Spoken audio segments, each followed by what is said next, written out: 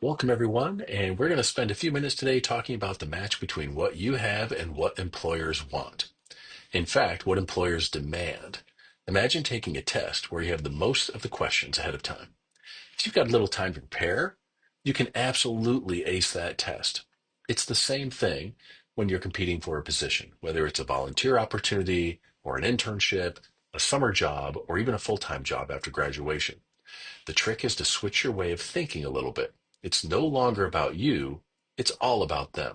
And I'm going to show you how to leverage this approach to be successful.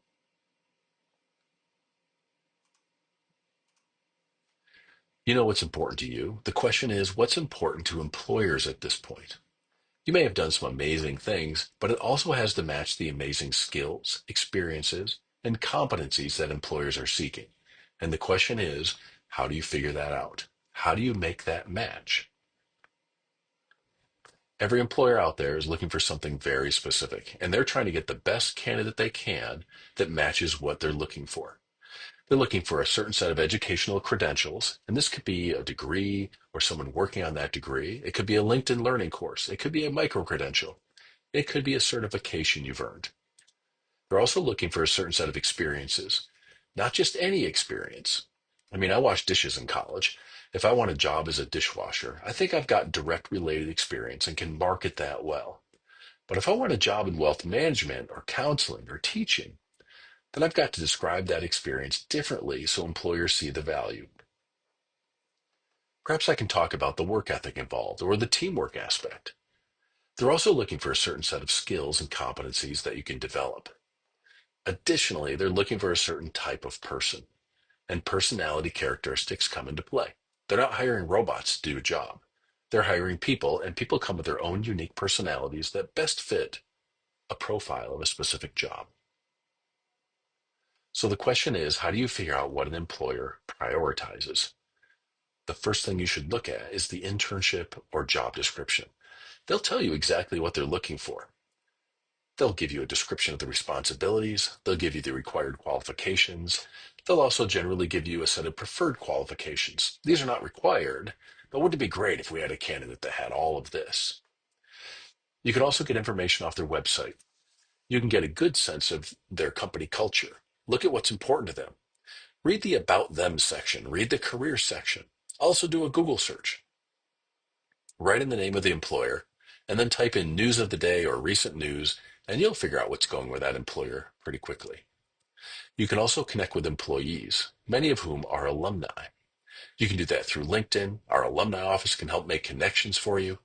Professional associations are also a great way to learn about what your career field will demand of you. They'll have a career section on their website, generally speaking, and they'll talk about the different kinds of careers you can get in industry A, B, or C, and what sort of skills, experiences, competencies, personality characteristics works best in those particular set of industries. There's also something called the Occupational Outlook Handbook, which can be really helpful in learning about the skills needed to succeed in any particular industry. Finally, connect with a career coach on campus or ask faculty or family members. They're a wealth of information based on their life experience. They've had multiple jobs. They've been working for a while and they know how this process works. A quick example. I worked with a student once who was a sophomore and he wanted a job at this biological field station. Now, with any position that I help students try to obtain, we have to look at what they're asking for, right? What sort of experiences, skills, educational credentials, and personality characteristics? What type of person are they looking to hire? You can figure this out by looking at the description. This was the actual description, and we highlighted the things that we thought were most important that stood out in terms of what the employer really wanted.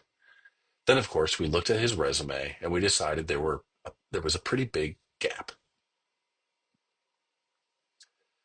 Mike's resume, as it stood, was not a competitive resume, to be honest. It didn't list the experiences or skills or educational level as it related to the position.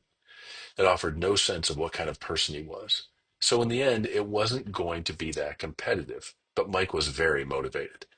He really wanted this position. So we met for quite a while, over 2 or 3 meetings actually, to go through his past experiences and pull out of that conversation we had everything that related to the job description. In the end, as is often the case with students, Mike had so much more to offer than he was articulating on his resume. In the end, we were able to connect directly Mike's experience to the job description in terms of the bullets that he wrote, the major headings, and how we set the resume up. As it turned out, Mike had a lot of experience. They needed travel. He had so much travel and conservation experience that we had to develop a new section on his resume for that. He didn't have it on his resume because he didn't think it was that important until we looked at the prioritization that the employer placed on conservation and travel experience. Then it became relevant. In fact, he had so much information that we had to develop a summary of qualifications at the top just to summarize all the great information that was on the page. You'll notice that there is a lizard at the top of the resume. You have to be super careful about putting graphics on a resume, particularly lizards, and really understand the employer and the employer's culture and whether that would resonate with the recruiter. As it turns out, the island that he wanted to do this conservation internship on is the only island where this particular lizard lives. Now, there are three people in this conversation at this point that knew that this lizard only lives on that island. I knew it because we did the research. Mike knew it because we had done the research. The recruiter is the other person who knew that. And now the recruiter knows that we went above and beyond, not just to connect Mike's experience and skills and education and characteristics to this position as precisely as we could, but also because we went way above and beyond and figure out what was totally unique about this organization and the location, and discovered something that would demonstrate his enthusiasm for this position. As you can imagine, he got the internship. They wanted the second semester graduate student. He was a sophomore and he beat them all. Because here's the thing. You don't have to be the best candidate in the candidate pool in order to get the offer. You just have to convince the employer you're the best candidate in the candidate pool, and that's exactly what Mike did. In fact, he did so well during the summer down there, they asked him if he wanted to take the fall semester off and spend the fall on the island and go back to school in January, which of course he did. It delayed his graduation by one semester, but it totally upped his credentials astronomically. One quick moral of this story is that you can get anything you want as long as you're willing to put in the time and effort to develop the perfect match between what you have and what they want. If you do that, they can't help but pick up the phone and call you, and you can beat people who are better all day long than you are. Another quick example of a student who wanted to go above and beyond to try to make that match between what this person had and what the employer needed. She wanted a position as a management trainee with enterprise mobility. And on their website, and these are actual graphics off their website, this is what they say you'll do all day long. You're involved in customer service, sales and marketing, finance, and operations. Those are the four pillars of the position. Knowing this is powerful because now you can develop some materials that demonstrate to enterprise mobility that you are the perfect candidate instead of hoping they will figure it out on their own. So we obviously developed a great resume that spoke directly to the position. But in addition to that, we also tried to make the match between what the employer needed and what she had to offer on an additional piece of paper, so to speak. We broke down those four pillars, and these are the graphics right from their website, put together a quick Word document, and everything under finance, for example, that was on her resume, we pulled out and dropped in that finance section. Same thing with sales and marketing, operations, and customer service. And then we put a quick summary there. This shows an employer a couple of things. One, you understand what they're looking for, and you can demonstrate that you have what they're looking for in very tangible ways. Two, very few people are going above and beyond to create a document like this. This person did, and this person got the offer hands down. Most employers honestly get minimal to medium effort from potential candidates. A lot of students will simply scroll through LinkedIn or Indeed and click apply and throw up a generic resume and think something's going to stick at some point. You've got to decide how important any particular position is to you. If it's important enough, put in the time because you can absolutely get those offers. One more quick example of how a candidate can make the match between what an employer wants and what the candidate has. So Vanessa came to me and she was interested in getting a job at Target. Now, Target can be pretty choosy about who they hire. They have extremely high starting salaries, and your salary trajectory after 3 to 5 years is also very high. Consequently, they have an intense selection process to bring on new managers for a variety of positions with Target, both in the retail area and at corporate. Vanessa really wanted to work at Target. She loved everything about Target, and she came to me with this resume. And the resume is, some basic things she had to offer. She was a dance instructor, so she taught dance and choreographed routines. She worked the front desk at a fitness center. This is all good experience. But it wasn't going to be competitive for a management training program with one of the biggest retailers on planet Earth. And so I asked Vanessa, how bad do you want this job? And she said, I love this store. I shop here all the time. I want to be part of this team. So I said, okay, this is going to be a major rework on your resume. And we decided to go for it. Now, if you take one look at this resume without reading a word, you can pretty quickly figure out where Vanessa wants to work. And again, I know I tossed another graphic on the resume, but I'm showing you the kind of extreme other side of the spectrum of how to make an impact. Again, you have to be very, very careful about putting graphics on your resume. If I put a bunch of dollar signs on a resume for accounting or finance, I'm not sure this is going to go down that well. But you have to understand the culture of the organization, and I understand Target's culture, and they would see this as a positive. They would see this as enthusiastic and super interested in getting a position with the organization. So if you look at this resume, you can see a few things that are different. There's a lot more detail in terms of what she did. Dance instructor, for example. The first line of the first job, fourth word in, the word is fun. Now, why would you put fun on a resume for a management training program? Well, we did our research and we discovered that at the time she was applying, Target's mantra was, we are fast, we are fun, and we are friendly. If Vanessa didn't bring the fun to this resume, to a cover letter, to an interview, and then a job, she probably wasn't going to be a good fit, and Target would know it. She had to demonstrate she was fun. And so we talked for a while, and I said, Vanessa, when have you had to bring the fun to any sort of job you've had or positions you've held? And she said, as a dance instructor, if I'm not fun, the 8-year-olds aren't going to come back. It has to be fun. It's built into the process. It was part of my job. And I said, okay, that's where we're going to land on one of these 3 pillars of Target. And what they say is important. You brought the fun. And so that's an example of really kind of thinking outside the box, doing the research, putting in the time, and figuring out what an organization's top priorities are. Once you know those things, you know the questions that are on the test. Now you just develop the answer. As a dance instructor, she brought the fun, and it worked great. Now, Vanessa went to a career fair and she visited the Target table, and I watched it happen because I knew it was going to be a positive experience. She walked up to their table, she said hello, and handed the recruiter the resume. The recruiter looked at the resume and inside of 5 seconds walked back to the table, grabbed a clipboard that had an interview schedule on it, came back and asked Vanessa if she was willing to interview for this position the very next day. That is the power of articulating your value the right way. That is the power of understanding what an organization needs and fitting everything you have into their needs. Very few people will take the time to do this. Those that do often get whatever they want. One last example from a personal perspective. My daughter was in high school at one point, and she was trying to get a summer job. And there's a hilarious story around all of that I won't bore you with, but she went to Subway and she wanted the job. As it turns out, because she researched it, they call themselves sandwich artists. Those are the folks that stand behind that kind of big dome glass bubble and you kind of prepare the meals as you walk down the factory line with them, so to speak. Being the dad, I thought I had a really good idea. And I mentioned to my daughter we should get creative with a cover letter.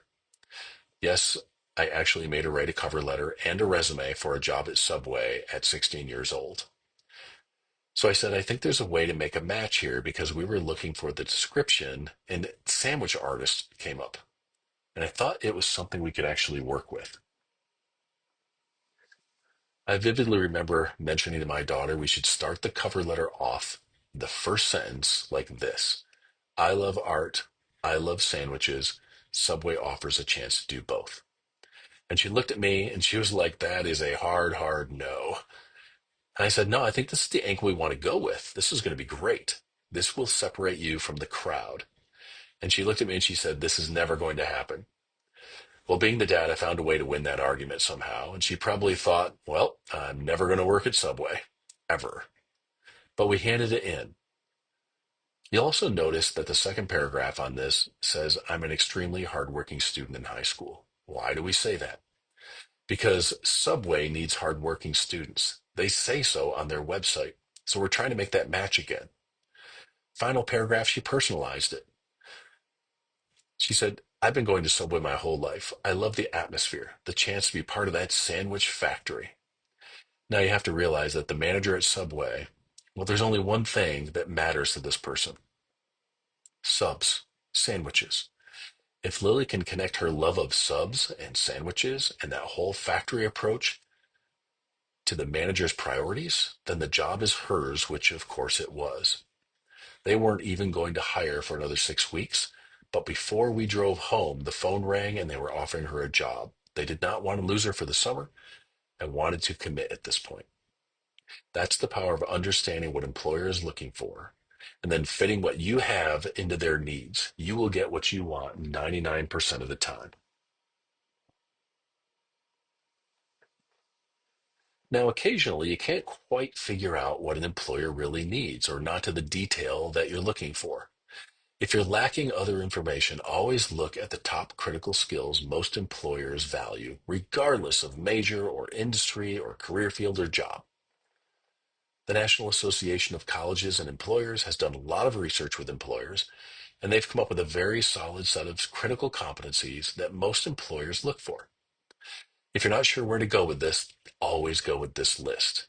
Focus on teamwork and collaboration, leadership, work ethic, communication, critical thinking, problem solving, etc.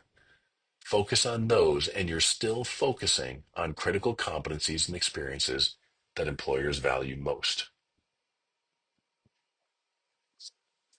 It is also worth noting that in addition to a general set of skill sets that employers are looking for, there are very specific skill sets depending on the position and the industry.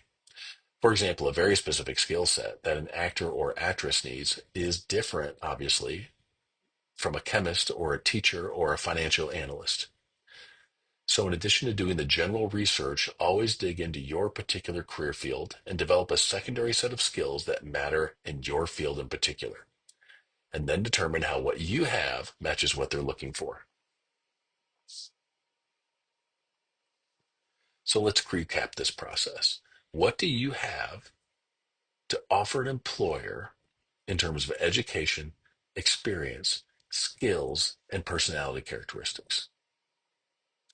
Just as importantly, what does your future demand that you bring to the table in terms of education, experience, skills, and personality characteristics? And then finally, what's missing? You're not going to have everything every employer wants. That's where a gap analysis takes place. Determine what those areas are, write them down, figure out where the gaps exist, and that becomes your homework. How are you going to fill in those gaps so by the time you actually enter that industry or write that resume, cover letter, go on an interview, those gaps are ideally filled in as much as possible. This now becomes your action plan on how to make the best possible candidate. If you have some gaps in terms of the experience they're looking for, the skill sets they need, start to lean into campus involvement or involvement locally wherever you are. Join clubs and organizations, attend meetings, get involved with initiatives, volunteer on campus and off. There are so many opportunities for service learning and volunteer experiences, and those can be incredibly valuable on a resume. Get a part-time job, honestly, doing anything. Pretty much any part-time job will put you in touch with working with different types of people, developing communication skills, solving problems, and more. Of course, internships are the absolute go-to, and try to secure those experiences early as often as you can, both during the year and during the summers. And if you're lacking a certain competency, for example, they need you to be really good at Excel or developing PowerPoints or coding or sales. LinkedIn learning courses are a great way to supplement the outstanding education you're getting at SUNY Oswego. And as a student, you have access to all of those courses 24/7. The bottom line is you can be very competitive for just about any position you want in this industry for which you're even minimally qualified. The trick is to understand the industry, to understand the employer, to understand the job or internship or volunteer opportunity, and break it down in terms of your own experience and skills and educational qualifications and what kind of person you are. Develop that match, identify the gaps, do what you can to fill in those gaps, and then put your best foot forward. The friendly folks in career services are really good at helping you walk through this entire process. So if there's anything we can do to assist in any way, please feel free to reach out. We have daily drop-in hours. You can also reach out to your career coach in our office, make an appointment, and make a strategic plan to walk through this process financially. Best of luck, folks.